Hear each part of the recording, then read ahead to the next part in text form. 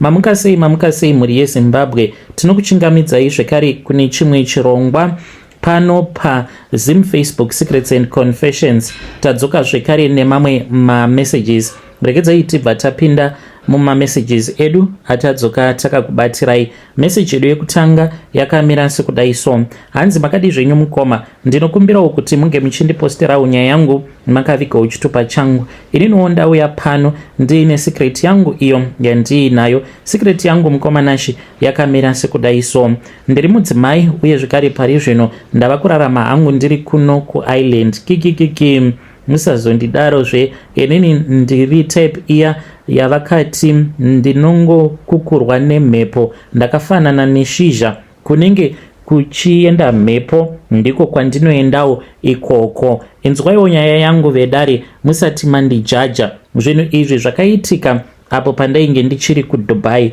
Kubva ndichiri kuZimbabwe ndainge ndiri type iya yekuti zvekutoshanda zvainge zvakagara zvisimo mandiri. Nanhasi uno zvekushanda hazvimo mandiri. Kuno ndatangidza futi nyaya idzi dzana oga. Apa vana oga ndivo vakandipinza futi muna taisireva pandainge ndichiri kuDubai. But it's like maybe, I don't know, pamwe nditori addicted kwavari vana oga ava. Zvakaitika mukoma nashi ndezvekudai. Apo pandainge ndichiri kuDubai ndainge ndichishanda as a maid. Sezvamunongoziva kuti isusu maZimbabwean ndo zvatitori, tinoti kunenge kuchienda mhepo ndiko kwatinoenda. Kana tikanzwa zvichinzi kuDubai ndo kuri kuraramika, mazuva acho iwawo tinenge tichirarama tirimo muDubai. Kana tikanzwa zvichinzi kuisland ndiko kwava kuraramika, vazhinji tinenge tichingowanikwa tirimo muisland. Ndo zvakaitika ipapo. Ndainge ndichigara kuCape Town after ndabva kuZimbabwe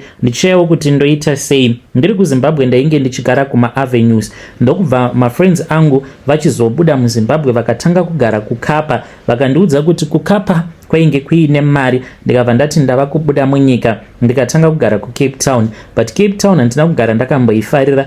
As a matter of fact, South Africa handina kumbogara ndakaifarira zvachose because kune violence and crime. Nzvimbo inenge iine violence necrime handifariri kugara munzvimbo yakadaro. So ndaingogarawo kuKapa zvangu nevamwe vangu out of peer pressure. But pfungwa dzangu dzainge dziri pakuti ndinoda kuti ndige ndichibuda zvino muAfrica. Asi vamwe vedu kudzidza mukoma tairova maticha nerekeni, hatina kuenda kure nezvidzidzo zvedu. Saka ndakabva ndachizonzwa kuti kuDubai kwainge kwava kuwanikwa mabasa zviri nyore. Ndakabva ndati kana kuri kunzi kuDubai kunowanikwa mabasa, iniwo basa ndiri kurida, ndava kutoenda kuDubai. I then started researching. Painge paine vanhu vakawanda vainge vachigara munzvimbo mandainge ndichigara ikoko kuCape Town, vainge vakazouya kuno kuDubai, ndivo vandainge ndichitaura navo. Saka ndaipota ndichivabvunza kuti kuDubai kwakamira sei, vachindiudza. So ndakabva ndachizokumbira mukoto, ndokubva ndachizopiwa mukoto, ndikabva ndachizokwanisa kuya kunoko. But zvakanditorera nguva mukoma nashi kuti ndige ndichizokwanisa kuya kunoku kuDubai. Ndauya kunoku ndokubva ndachizotanga kushanda semashandiro anongoita vamwe. Nungo dzikati uripi nhaiwe, ndikabva ndati ini zvekushanda zvinondibhowa. Asi ndakamboshingirirawo kwemakore akati one day ndichitoshandawo semashandiro ainge achiita vamwe. Asi ndakabva ndachizotanga kuwirirana nana oga.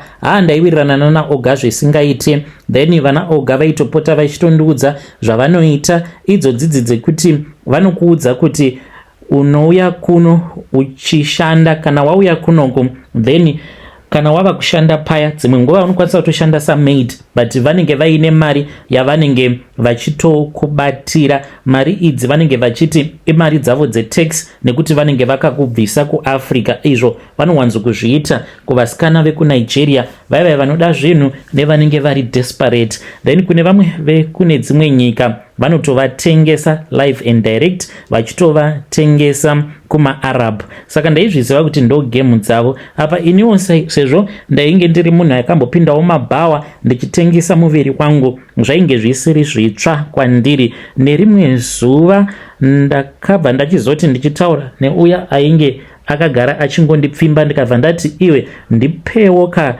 plug yekuti ndinge ndichikwanisa kuita mari, maarab vane mari. This was after andiudza kuti ainge akabva mukupedzisa zimansion raainge achivaka kuNigeria, achitondiratidza mapictures nemavideo. Mukoma, that house it looks like imba yaminister. Saka ndakamubvunza kuti mari dzenyu muri kudziita sei, akabva anditi nevasikana ivavava vanoita zvekutengesa miviri yavo ndivo vanotiitisa mari wena. Ndikabva ndati neniwo ndoda kuti ndinge ndichiita izvozvo. Akabva anditi unozvigona here? Ndikabva ndati hongu ndinozvigona. Saka akabva achizoti ndichakupa plug, ndokubva ndati it's okay. So mukomanashi mushure mekunge azondipa plug ndipo apo pandakazoona kuti ma1 vazhinji vacho mukomanashi ivo maarab havatofarire kutorara nesu isusu vakadzi veganda dema, vakatotivenga. Ukawana achitorara newe most of the times anenge achitokutora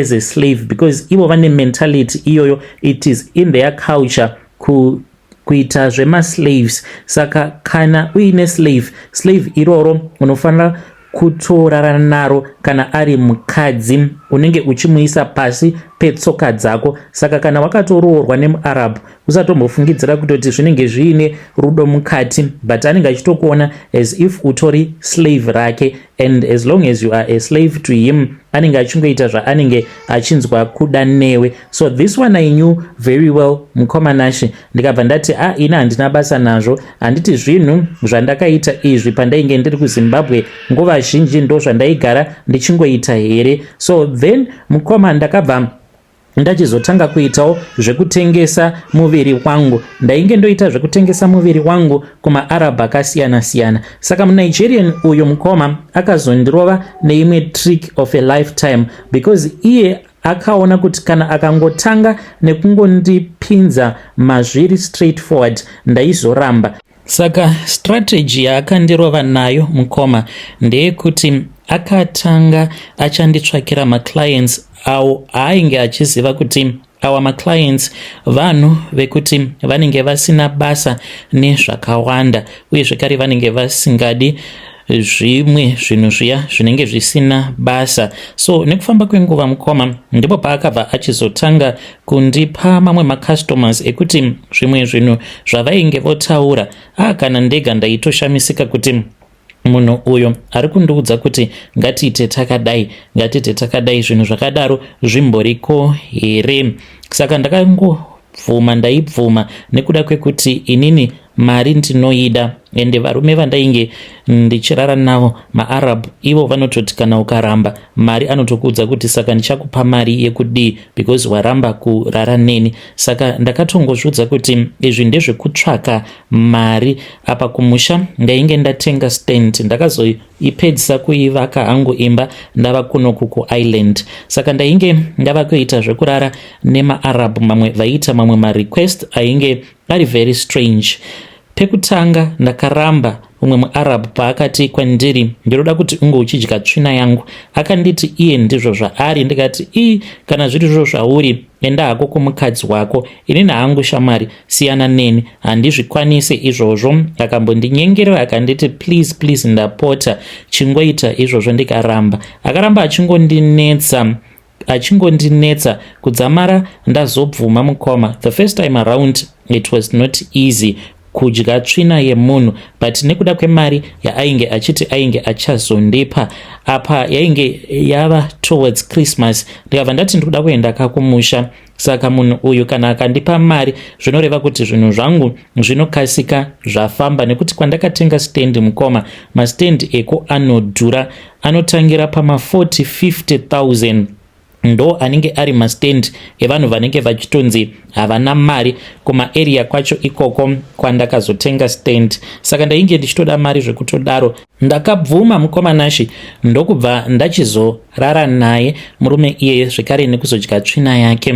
Saka muNigerian paakangoziva kuti I am that comfortable haana kumboita kana problem nazvo, ndokubva atotanga kutonditsvakira makastoma. Aitondibvunza kuti customer yakati uri kuida here, ndobva ndatoti customer ndiri kuida. Aita zvekundibvunza kuti ko ningi kana akauya kwauri akasuggesta zvakati unozozvigona here, ndobva ndatoti hongu ndinozvigona, ndainge ndisingamborambi ini. Saka vazhinji vacho mukomanashi avo vaizouya kwandiri vaingotaura nyaya yekuti vanenge vachida kurara neni tichishandisa dzimwe nzira dzisina kujairirika kurara neni uye zvekare nekuzorara nembwa dzavo. Izvi zvakaramba zvichingoitika mukoma until zvinhu izvi zvava kundinakidza.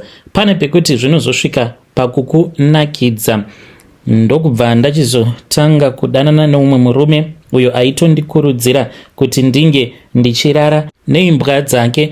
Ndakazotogumisidzira zvava kutondinakidza izvo zvaaipota achinditi ndinge ndichiita.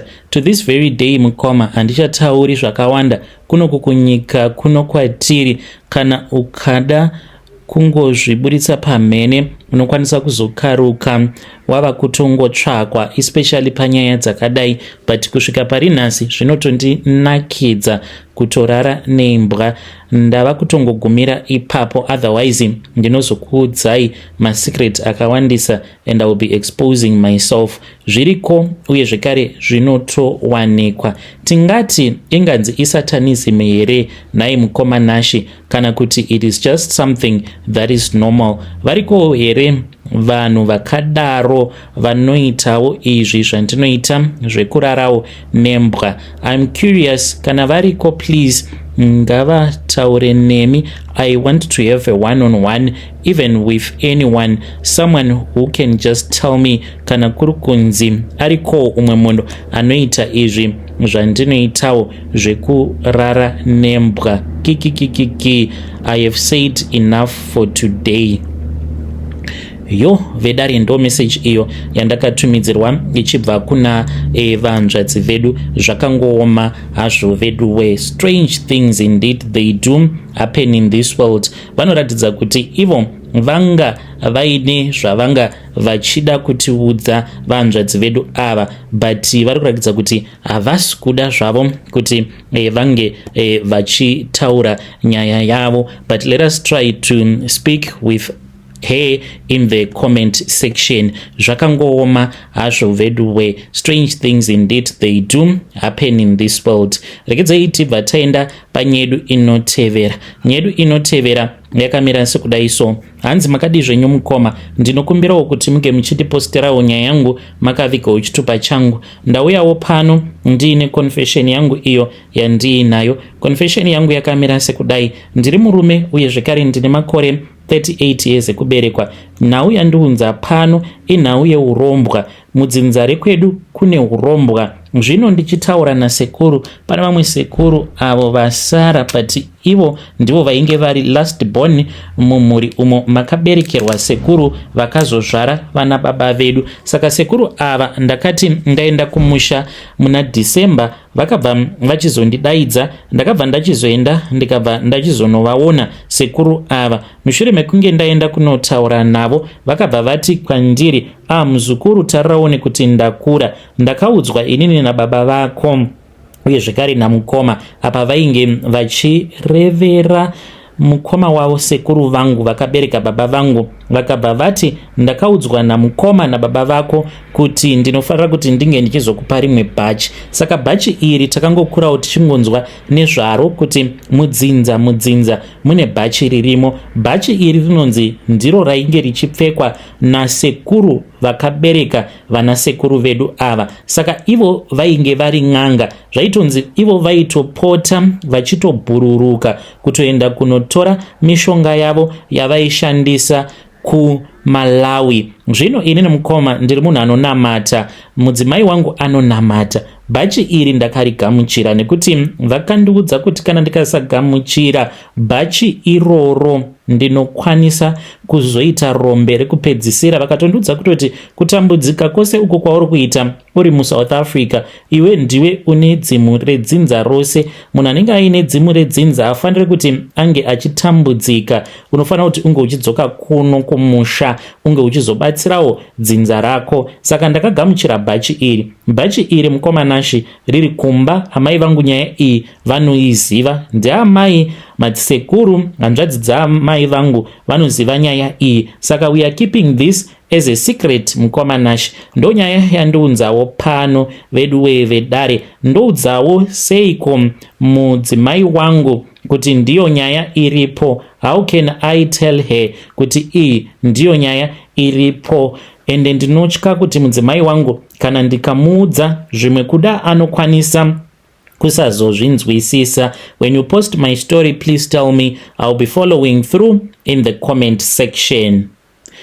Hey vedare, ndo message iyo yandakatumidzirwa ichibva kuna mukoma vedu. Ivo in short vari kuzama kuti vakagamuchira, hanzi ndakagamuchira bhachi reurombwa remudzinza. Ndo nyaya yavo mukoma vedu ava. Let us try to speak with him in the comment section. Zvakangooma hazvo veduwe. Strange things indeed they do happen in this world. Hanzi mudzimai wangu ndingamuudzawo sei kuti vadzimai ndiyo nyaya yavapo. Inini ndakagamuchira bhachi reurombwa. Ndikutofanira kuti ndinge ndichitodzokera kumusha,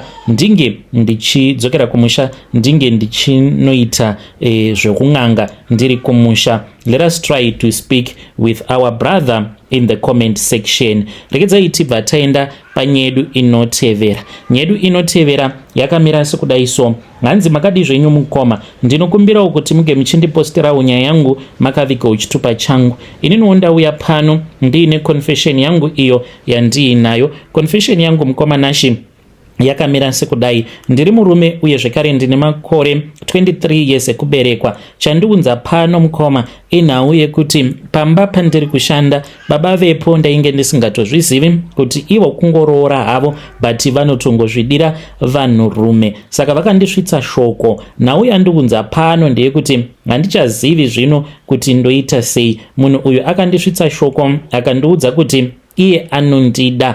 Ndodiko nhai vedare? Please ndibatsireiwo, ndichange ndichizotevererawo ndiri mucomment section. Ari kundivimbisa zvikuru, ari kuti kana ukandida tikatanga kufambidzana in secret zvekuti hazvizombofi zvakazivikanwa kana nani zvake, ndichakuitira zvose zvaunenge uchinzwa kuda muhupenyu hwako.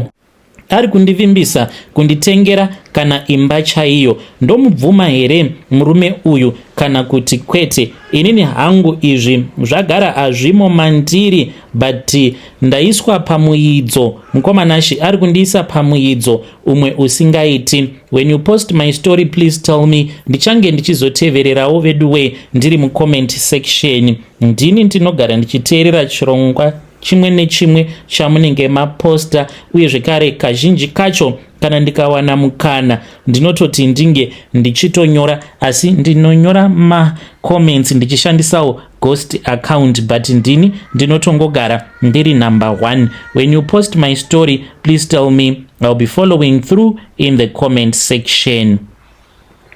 Hey vedare, ndo message iyo yandakatumidzirwa ichibva kuna mukoma vedu. Ngatizamei kuti tinge tichitaura navo mukoma vedu ava mucomment section. Zvakangooma hazvo veduwe. Strange things indeed they do happen in this world. Let us try to speak with him in the comment section. Hanzi makadi zvenyu mukoma, ndinokumbirawo kuti munge muchindiposterawo nyaya yangu makaviga chitupa changu. Inini ndauya pano ndiine confession yangu iyo yandiinayo. Confession yangu yakamira sekudai so. Nemurume wangu tainge tichimboshanda kuSouth Africa, then ndokubva tachizouya kunoko kuZimbabwe. Ndainge ndichishanda samaid. Murume wangu ainge achishandawo ipapo pandainge ndichishanda sagarden boy. ndakasangana nemurume wangu paFacebook.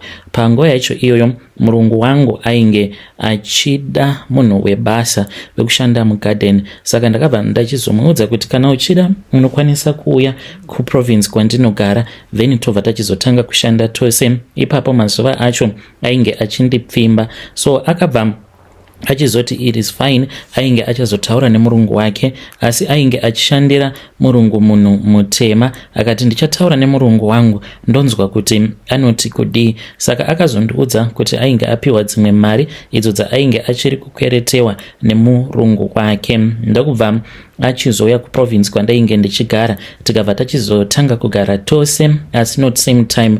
Zvakazongoitikawo naturally, iye ainge aine room yake, iniwo ndainge ndiine room yangu. Pandakaona kuti ainge ari munhu ari bore, ndo pandakabva ndachizosarudza kuti ndinge ndichizoita move in naye. In fact akamove in neni because painge pava neumwe gardener, saka gardener akabva achizopinda muroom umo ainge achigara, ini ndikabva ndachizotanga kugara nemurume wangu. So tigere tose kudaro. Pakazoitika mutauro wekuti murungu sezvo ainge akashayikirwa nemudzimai wake, ainge ava kufunga kuti ange achibuda kunze kwenyika, ange achizoenda kumhiri kwemakungwa nekuti ainge kusada kugara muSouth Africa. Saka patakanzwa nyaya iyi ichitaurika, mukomana takangoti zvimwe kuda kwainge kuri kungotaura, but takazotoona kutoti chainge chiri chokwadi chatainge tichiudzwa kuti murungu wedu ainge atofunga kutotengesa prazi rake.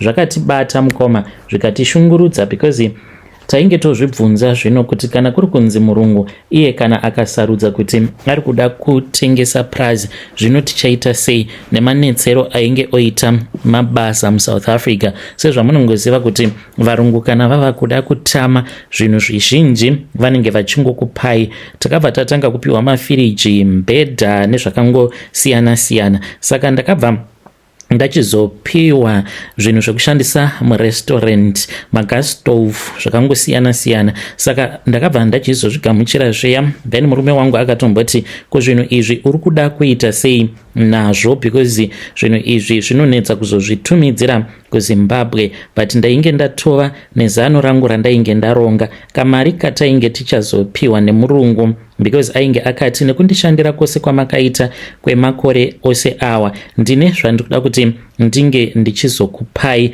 so that munge muchizobatsirikana. Saka ndakabva ndachizoudza murume wangu kuti kana murungu akatipa mari, sezvo iye ari kuti muchambosara kwemwedzi mishoma muchibatsira murungu uyo achauya kuzogara panapa, but iye anenge aine mushandi wake, asi anenge achida kungoti munge muchingomubatsira mabasa 1 or 2. Saka murungu iyeye ane kamari kaachange achizokupai. Saka ndakabva ndachizotaura nemurume wangu, ndikabva ndaudza murume wangu kuti kana kwanga kuri kunzi tainge tichazopiwa zvimari, then taibva tachizobatanidza mari iyoyo tobva tachizoenda kuZimbabwe, tobva tanotanga karestaurant kedu. Takabva tachizosiwa pabasa nemurungu, akabva achizoenda kuCape Town. From Cape Town akazotifonera akati ainge ava kuenda kumhiri kwemakungwa. Pose ipapo mukoma nemurume wangu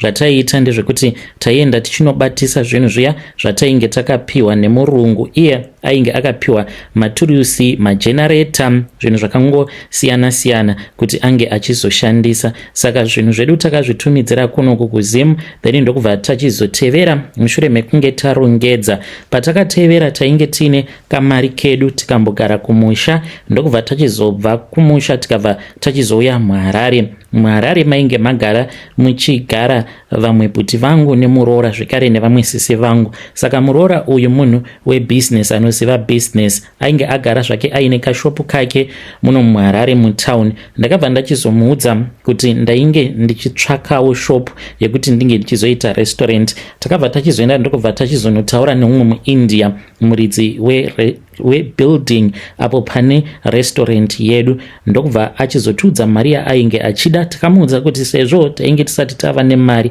aifanira kuti ange achitibvisirawo mari zvishoma, akabva ati it is okay. Ndokubva tachizotanga restaurant. Zvinhu zvainge zvakaoma mukoma, macustomers chaiwo kuti tinge tichimawana macustomers zvaitonetsa. Taikwanisa kuita kana zuva rose tongotengesa kana maplates maviri matatu apa ari mahalf plates, zvekuti ndainge ndava kutozvidemba kuti chandakazvitangira zviri nani kuti ndinge ndichidzokera hangu kuSouth Africa. Saka nerimwe zuva murume wangu akangobuda kune kwaainge achifana kuti ange achinoita piece job noumwe murume uyo ainge aine shop vaita zvekutengesa macrocs, ndo vataizototengeserawo sadza palunch tichitomutengesera iye murume wacho nevashandi vake, otherwise kwainge kusina. Saka akabva achizotora murume wangu akabva ati ainge aine piece job raainge achida kupa murume wangu akabva atoti kamari katinenge tatopiwa zvitori nani kuti tinokwanisa kutotenga kana huku tozodzislota. Saka murume wangu akabva achizozvidzikisa ndokubva achizoenda nemurume uyo ainge aine shop yake wepa next door. Vaenda kudaro mukwamanashe murume wangu anoti vakati vari munzira ndipo paakabva achizonzi nemurume iyeye I respect you, akamubvunza kuti sei uri kuti you respect me, akabva ati kumurume wangu I respect you nekuda kwekuti utoriwo munhu atori nekabusiness kake, asi panda kuudza kuti ndoda kukupa piece job wabva waregedza kuzviona sekunge ndinokushora, watondiona sekunge nditori murungu wako. I like your attitude, you are going to be a rich man. Saka vakazoti vasvika kuBorodale kwainge kuchigara murume iyeye, ndopaakabva achizomudza life history nehama dzake kuti dziri kumhiri kwemakungwa uye zvekare vanoita zvechivanhu. Saka vakabva vachizoenda hanzi mune imwe room umo mainge muchifana kuti ange achizoklina. Akati achiklina anoti iye ane nyoka yaakaona, nyoka iyi yakadonha kubva muceiling asi ikabva yanyangarika. Anoti nyoka iyoyo yakangoita zvekungonyura mufloor, ndopaakabva aridza mhere dzaine murume iyeye akabva achizopindamo muroom mainge muine murume wangu akamubvunza kuti kochii, ndokubva amuudza kuti ainge aona nyoka yakadonha kubva muceiling ikapinda mufloor.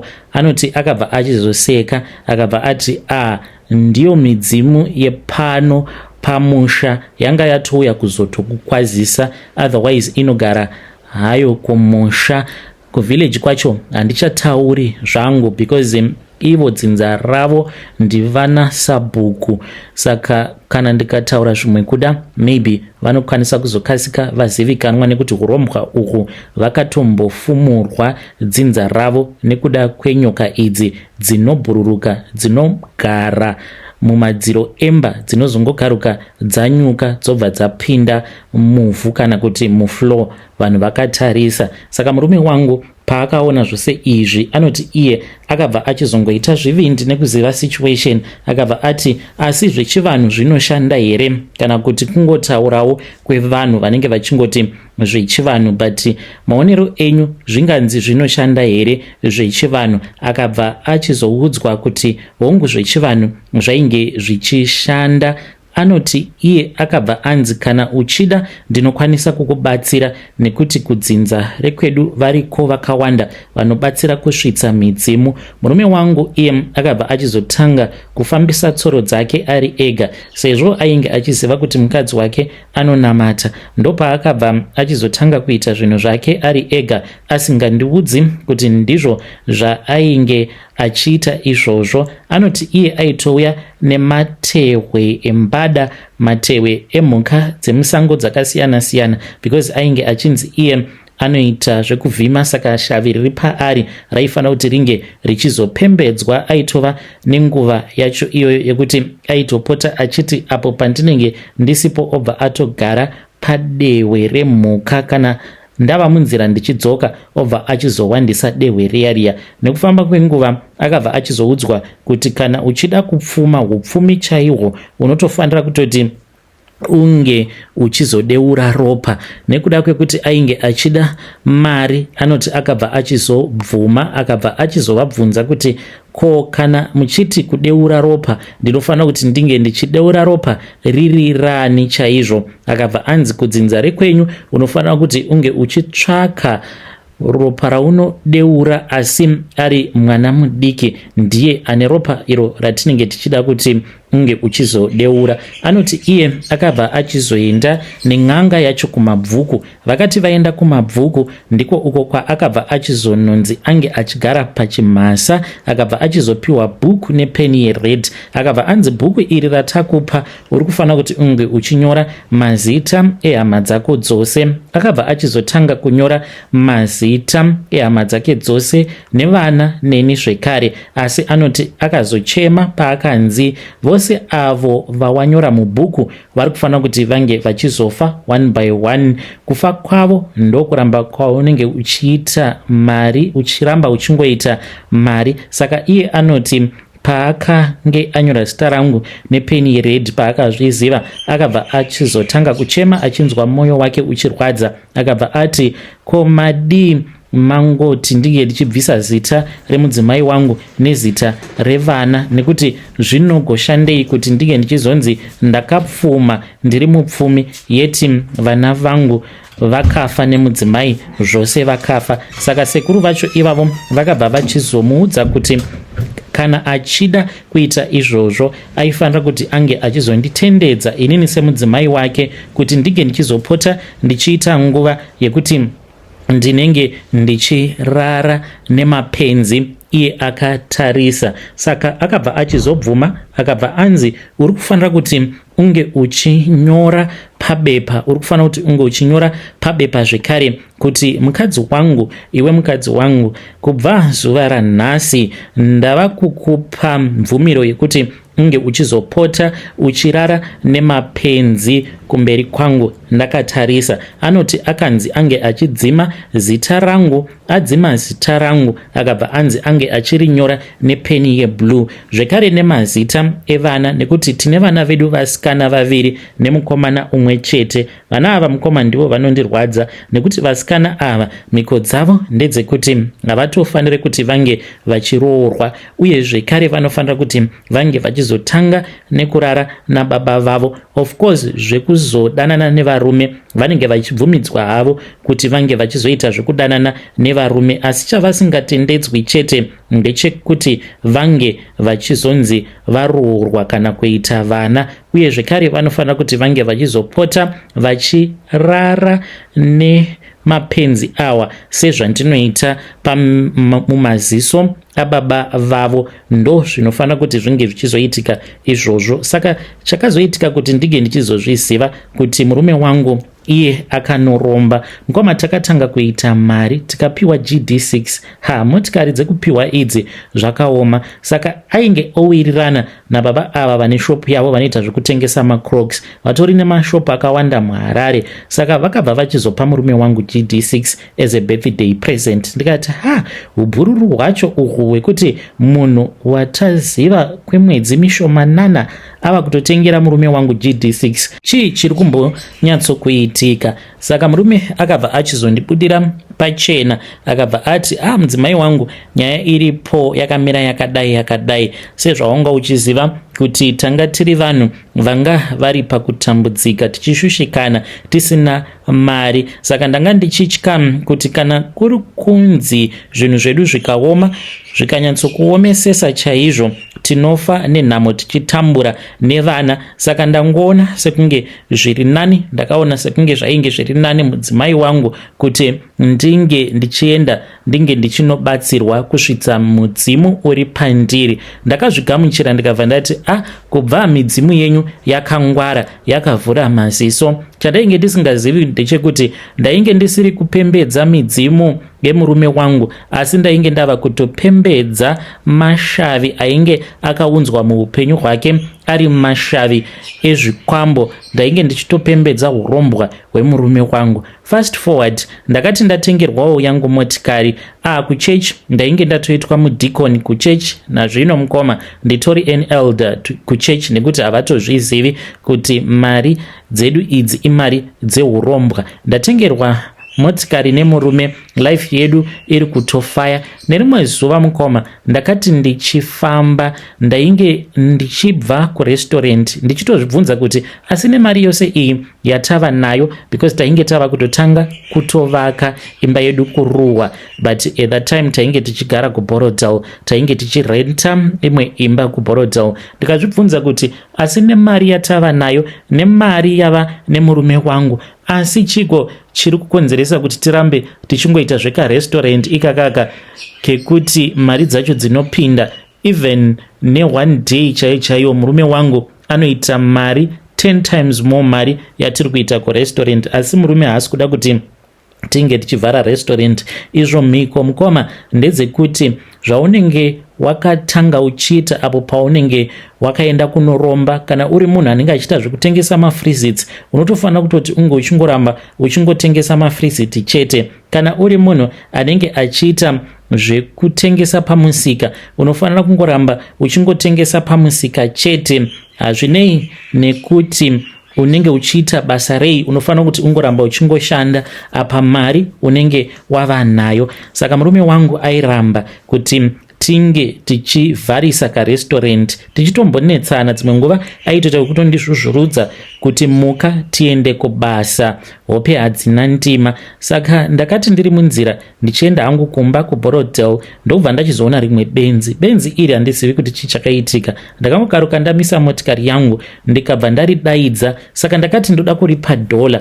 Benzi iri rakati rauya, ndokubva ndariti mari iyi, rikabva randiti mari yako handisi kuida but ndikuda kuenda newe, rikabva ratanga kuseka. Ndikabva ndati hauzondikuvadzi here? Rikanditi kwete, handifi ndakakukuvadza, ndichikukuvadzirei, ndikuda kuenda newe. Ndokubva ndati pinda mumotikari. Rakabva rachizogara kufront seat, ndikati aiwa gara kuback seat because ndainge ndichitya kuti mamwe mafriends angu kana ndikazosangana nawo obva vandiona ndiine benzi mumotikari. Ndakatoshandisa dzimwe nzira mukoma shitsi kuti ndakaita zvekutenderera kuti vanondiziva kana ndasvika kumaraini kwatainge tichigara vasazondiona ndiine benzi riya. Ndakazoti ndasvika pamba ndikabva ndariudza kuti raifanira kuti ringe richihwanda rikaita zvekurara pasi, ndokubva ndapinda ndikanoti mugaraji same time.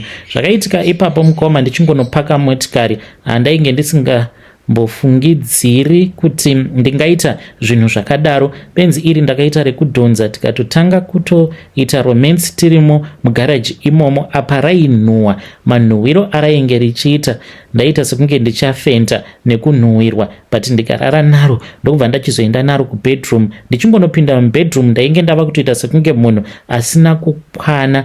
Murume wangu ndakamuona ainge arimo mubedroom but ainge akabata hari, akangoti ndichingopinda. Saka akafamba achiuya kwandainge ndiri nebenzi riya, kana iro rakatombovhunduka rikatanga kuchema, kana neni ndakafungidzira kuti tainge tichaurawa nekuda kwekuti ndainge ndapinda mubedroom. I was almost naked mukoma, ndakabatana nebenzi rangu. Murume wangu akangoenda akanukia dom, ndokubva atora umwe mucheka wewhite akauwaridza, akazotora wered, akazotora weblack, akazowaridza wegold pamusoro, akabva anditi enda pamubhedha urare naro madiro. Iniwo mukoma ndakaita sekunge munhu ainge akanwa mapiritsi, ndokubva ndaritora ndikarara naro pabed. Takarara tose, handizive kuti kangani. Murume wangu ainge akangobata hari yake akagara pafloor akatitarisa. Ndakazoti ndati benzi iri chienda hako, richingobuda gate ndo pandakati pembenu ndikatanga kunzwa kuti kundiri kunhuhwa. Ndikatanga kufunga kuti ndainge ndabva mukurara nebenzi. Ndo zvakaitika ipapo mukoma nashe. Zvinhu izvi zvakaitika zvakatondishamisa. Murume wangu akabva anditi usatya zvako mudzimai wangu, nekuda kwekuti benzi iri rawarara naro watondibatsirawo kuzadzikisa mhiko. Saka murume wangu iye ane mhiko dzake dzehurombwa dzandinofanira kuti ndige ndichizopota ndichimubatsira. Kana mukaposta nyaya yangu ndiziviseiwo, ndichange ndichizotevererawo ndiri mucomment section. Vedare ndo message iyo yandakatumidzirwa ichibva kuna vanzvadzi vedu ngatizamei kuti tinge tichitaura navo vanzvadzi vedu ava mucomment section. Strange things indeed they do happen in this world. Zvakangooma hazvo vedu we. Ngatisanganei zvekare mune zvimwe zvirongwa zvinotevera.